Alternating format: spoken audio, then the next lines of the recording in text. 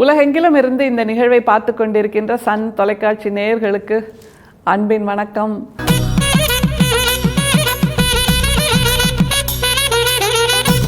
இது ஆண்டாள் மாதம், திருப்பாவை மாதம், மார்கழி மாதம். இன்றைக்கு பாசுரங்கள் 16, 17. பாசுரம் 16 சாங் ஆஃப் டிப்ளமசி அப்படின்னு சொல்லலாம். ஏன்னா 15ஆம் பாசுரம் வரைக்கும் ஆண்டாள் தன்னுடைய ஊரில் இருக்கக்கூடிய ஆயர்குடியில் இருக்கக்கூடிய அந்த தோழிகள், பெண் பிள்ளைகள், சிறுமிகள் எல்லாரையும் தூக்கத்திலேருந்து விழிக்க வைத்து அவர்களையெல்லாம் கூட்டமாக அழைத்து கொண்டு வருகிறாள் பாவைக்களம் நோக்கி. அங்கே போகும்போது நந்தகோபனுடைய மாளிகைக்கு வருகிறாள்.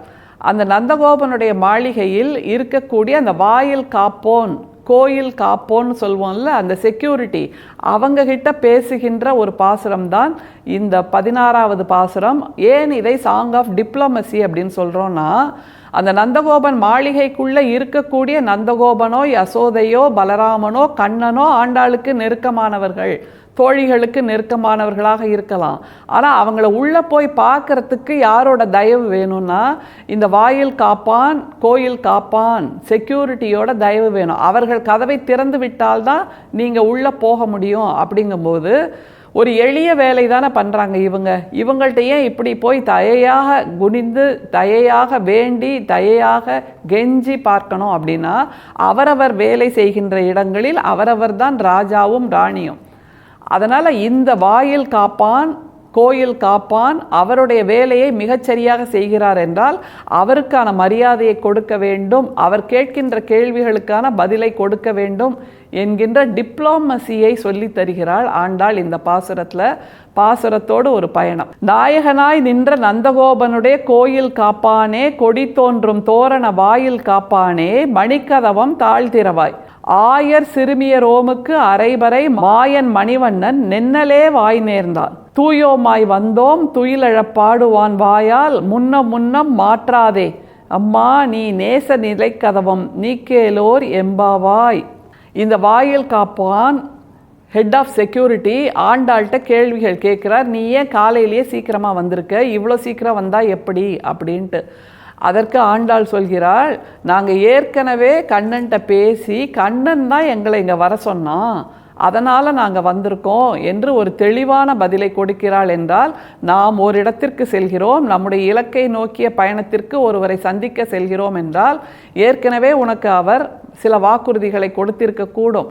நீ இந்த துறையில் ஜெயிக்கணும்னு நினைக்கிறியா, நான் உனக்கு உதவி பண்ணுறேன், என்னை வந்து சந்திச்சுட்டு போ, உனக்கான தகவல்களை, உனக்கான நாலேஜை, உனக்கான விஸ்டமை நான் கொடுக்குறேன், உனக்கான மென்டராக நான் இருக்கிறேன்னு ஒருத்தர் சொல்லியிருக்காருன்னா அதை தெளிவாக அந்த முதல் நிலையில் இருக்கக்கூடிய ஊழியரிடம் நாம் சொல்ல வேண்டும் என்கின்ற அந்த கார்ப்பரேட் லெசனை ஆண்டாள் 8ஆம் நூற்றாண்டில் கொடுக்கிறாள். அப்படிங்கிறது தான் மிக முக்கியம். அதில் மிக முக்கியமாக ஆண்டாள் திரும்ப திரும்ப இப்படியெல்லாம் கேட்காதீங்க அப்படின்னு ஒரு சில்லுன்னு ஒரு பதிலை சொல்கிறா பாருங்களேன். வாயில் காப்பானே மணிக்கதவம் தாழ்த்திரவாய், ஆயர் சிறுமிய ரோமுக்கு அரைபறை மாயன் மணிவண்ணன் நென்னலே வாய் நேர்ந்தான். நாங்கள்லாம் ஏற்கனவே சந்திச்சிட்டோம் மணிவண்ணனை, கண்ணனை, கிருஷ்ணனை. அவன்தான் எங்களுக்கு ஆயர் சிறுமிய ரோமுக்கு நென்னலே வாய் நேர்ந்தான். நென்னலேனா ஏற்கனவே எங்கள்கிட்ட நேத்தே சொல்லியாச்சுப்பா அவன்.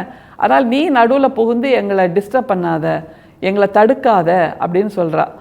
அது தவிர கூடுதலாக ஒரு வாக்குறுதி மணிவண்ணன், கண்ணன் கொடுத்திருக்கிறான், அதையும் சேர்த்து சொல்கிறா பாருங்க. தூயோமாய் வந்தோம் துயிலழப்பாடுவான் வாயால் முன்னம் முன்னம் மாற்றாதே, அரை பறை தருவதாக எங்களுக்கு வாக்குறுதி கொடுத்தான், அதனால் நாங்கள் தயாராக வந்துட்டோம். தூயோமாய் வந்தோம்னா எங்கள் மனசில் தெளிவு இருக்குது, சிந்தனையில் தெளிவு இருக்குது, குளிச்சு முடிச்சு ஃப்ரெஷ்ஷாக வந்திருக்கோம்.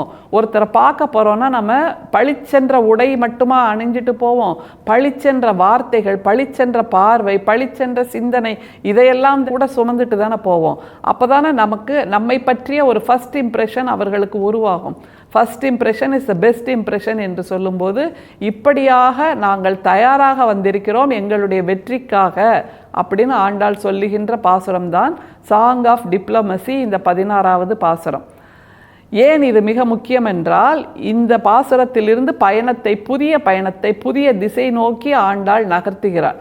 தன்னுடைய தோழிகளை அவள் சமாளித்தது ஒரு விதம், இப்போது வெளியில் இருக்கக்கூடிய மனிதர்களை எப்படி சமாளிப்பது என்று சொல்லித் தருகிறாள்.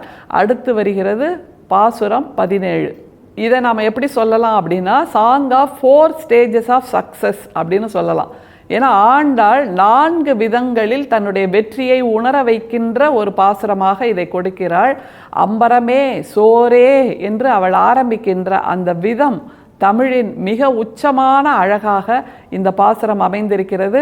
ஆண்டாளின் பாசுரத்தோடு முதல்ல பயணிச்சுட்டு வந்துடலாம். அம்பரமே தண்ணீரே சோரே அறம் செய்யும் எம்பெருமான் நந்தகோபாலா எழுந்திராய், கொம்பனார்க்கெல்லாம் கொழுந்தே குலவிளக்கே எம்பெருமாட்டி யசோதாய் அறிவுராய், அம்பரமே ஊடு அறுத்தோங்கி உலகளந்த உம்பர் கோமானே உறங்காது எழுந்திராய், செம்பொற் கழலடி செல்வா பலதேவா உம்பியும் நீயும் உறங்கேலோர் எம்பாவாய். இந்த பாசுரம் 17 song of 4 success, 4 stages of success அப்படின்னு ஏன் சொல்றோம்னா, அந்த திருமாளிகைக்குள்ள ஆண்டாள் போயிட்டா. அந்த வாயில் காப்போனை தாண்டி மாளிகைக்குள்ளே போயாச்சு. மாளிகைங்கிறது 4 அடுக்கு மாளிகையாக இருக்கிறது. ஒரு மாளிகையில் நந்தகோபாலன் உறங்கிக் கொண்டிருக்கிறார், ஒரு மாளிகையில் யசோதை, ஒரு மாளிகையில் கண்ணன், ஒரு மாளிகையில் பலதேவன் பலராமன் உறங்கிக் கொண்டிருக்கிறார்கள். 4 பற்றியும் ஆண்டாள் பாடுகிறாள். இதில் மிக முக்கியம், நம்முடைய வெற்றி என்பது, நம்முடைய இலக்கை நோக்கிய பயணம் என்பது பல தடைகளை கடந்து செல்ல வேண்டும், பல நிலைகளை கடந்து செல்ல வேண்டும், பல களங்களை கடந்து செல்ல வேண்டும் என்றால் அந்த வெற்றியின் மிக முக்கிய மூத்தோனாக இருக்கக்கூடிய நந்தகோபன் என்பவன்தான் அந்த வெற்றிக்கான முதல் தடையாக இருக்கக்கூடியவன். அந்த முதல் தடையை எப்படி உடைப்பது என்கின்ற முதல் தடை வெற்றியை ஆண்டாள் சொல்லித் தருகிறாள். அடுத்தது யசோதைக்கு செல்கிறாள், அது 2வது வெற்றி. அடுத்தது கண்ணனை பாடுகிறாள், அது 3வது வெற்றி. அடுத்தது பலராமனை பாடுகிறாள், அது 4வது வெற்றி. அதனால்தான் இந்த பாசுரம் song of 4 stages of success அப்படின்னு சொல்கிறோம். இந்த 4 நிலைகளையும் எப்படி நாம் கடப்பது இந்த 2025 என்பதுதான் மிக முக்கியம். ஆண்டாளோடு ஒரு பயணம், அவள் பாசுரத்தோடு ஒரு பயணம். அம்பரமே தண்ணீரே சோரே அறம் செய்யும் எம்பெருமான் நந்தகோபாலா எழுந்திராய். வாழ்க்கையில் சிறப்பாக வாழ்வதற்கு எனக்கு அம்பரம் கிடைத்திருக்கிறது, தண்ணீர் கிடைத்திருக்கிறது, சோறு கிடைத்திருக்கிறது. அம்பரம் என்றால் உடை, அது உடலுக்கானது. தண்ணீர் கிடைத்திருக்கிறது, அது இந்த உடலை வாழ வைப்பதற்கு. சோறு கிடைத்திருக்கிறது, அதுவும் இந்த உயிரை வாழ வைப்பதற்கு. ஆனால் இந்த வாழ்க்கையை வாழ வைப்பதற்கு தேவையானது எது என்றால் நம்முடைய உணர்வுகள். நம்முடைய வாழ்க்கை ஒரு 60 ஆண்டுகள் என்றால் அந்த 60 ஆண்டையுமே நாம் தண்ணி குடித்து சோறு தின்னு தூங்கி மட்டுமே கழித்தோம் என்றால் அது வாழ்க்கையே இல்லை. இந்த சமூகத்துக்காக நாம் மிகச்சிறப்பான ஒரு பங்களிப்பை கொடுத்திருக்க வேண்டும். அந்த பங்களிப்பைத்தான் ஆண்டாள் இந்த நந்தகோபாலன் என்று சொல்கிறார். இந்த வாழ்க்கையில் எனக்கு இந்த சோறு தண்ணியெல்லாம் இருக்குது, ஆனால் அது போதாதே, அதற்காக நான் படைக்கப்பட்டிருக்கிறேன். ஓரறிவிலிருந்து 5 அறிவு வரைக்கும் இருக்கக்கூடிய உயிரினங்கள் கூட சோறு திங்குது, தண்ணி குடிக்குது, தூங்குது, எழுந்திருக்குது. ஆனால் உயிரினமாகிய 6 அறிவு கொண்ட நான் இதைவிட சிறப்பானதாக வாழ வேண்டும் என்றால் எனக்கான இலக்கை நான் அடைய வேண்டும், எனக்கான வெற்றியை நான் அடைய வேண்டும், எனக்கான அடையாளத்தை உருவாக்கி கொள்ள வேண்டும். அந்த அடையாளத்தின் முதல் அடையாளம்தான் நந்தகோபாலன் என்கின்ற இந்த வாழ்க்கை.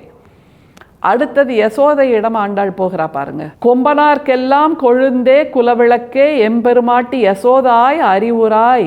இந்த பெண்கள் எல்லோரும் உறங்கிக் கொண்டிருக்கின்ற ஒரு வாழ்க்கையை வாழ்கிறார்கள். அவர்களையெல்லாம் விழிக்க வைக்க வேண்டிய பொறுப்பு யசோதையாகிய உனக்கு இருக்கிறதே. கொம்பனார்க்கெல்லாம் கொழுந்தே என்று சொல்கிறாள். எல்லா பெண்களுக்கும் முன்னோடியாக, முன்னத்தி ஏறாக, கொழுந்தாக, உறவாக இருக்கக்கூடிய யசோதையே, நீ உன்னுடைய திறமையால், உன்னுடைய உணர்வெழுச்சியால் மற்ற பெண்களையும் எழுந்திருக்கவை, அவர்களுக்கும் வாழ்க்கையை பற்றிய முக்கியத்துவத்தை சொல் என்று சொல்லி தருகிறார். அடுத்தது கண்ணன்ட்ட வர்றா பாருங்க. உம்பர் கோமானே உறங்காது எழுந்திராய். உம்பர் கோமான்னா, உம்பர்னா வானுலகத்தில் இருக்கக்கூடிய தேவர்கள் அப்படின்னு நம்ம பொது புத்தியில் நினைப்போம். அது மட்டும் இல்லை, வெற்றி என்கின்ற அந்த உயர்ந்த உலகம், வெற்றி என்கின்ற உயர்வாக இருக்கக்கூடிய வானுலகம், வெற்றி என்கின்ற சாதனை என்கின்ற சமூகத்துக்கான ஒரு அடையாளம் என்கின்ற அந்த உயர்வை அடைந்தவர்களுடைய தலைவனாக இருக்கக்கூடிய கண்ணன் என்று அழகாக ஆண்டாள் சொல்கிறாள். அடுத்து பலராமனிடம் வருகிறாள். செம்பொற் கழலடி செல்வா பலதேவா உம்பியும் நீயும் உறங்கேலோர் எம்பாவாய். உம்பியும் நீயும் உறங்கேலோர் என்றால் பலராமன் என்று சொல்லப்படக்கூடிய அந்த அண்ணன், நீயும் சேர்ந்து தம்பியோட தூங்கிட்டு இருக்கியே, இது சரியா அப்படின்னு 4 பேரை 4 களமாக காட்டுகிறாள் Andal. All success start with one small step. அதுதான் மிக முக்கியம். அந்த சிறிய அடி, அந்த சிறிய காலடியை ஆண்டாள் 16வது பாசுரத்திலிருந்து எடுத்து வைக்கிறாள் என்று நிச்சயமாக சொல்லலாம். எந்த திசை நோக்கி ஆண்டாள் நம்மை இழுத்து போகிறாள் என்று மற்ற பாசுரங்களோடு பயணித்து நாம் கண்டறியலாம், நம்மை நாமே கண்டறியலாம். இது ஆண்டாள் மாதம், திருப்பாவை மாதம், மார்கழி மாதம். படிந்தேலோர் எம்பாவாய். மீண்டும் அடுத்த பாசுரத்தோடு சந்திப்போம். நன்றி, வணக்கம்.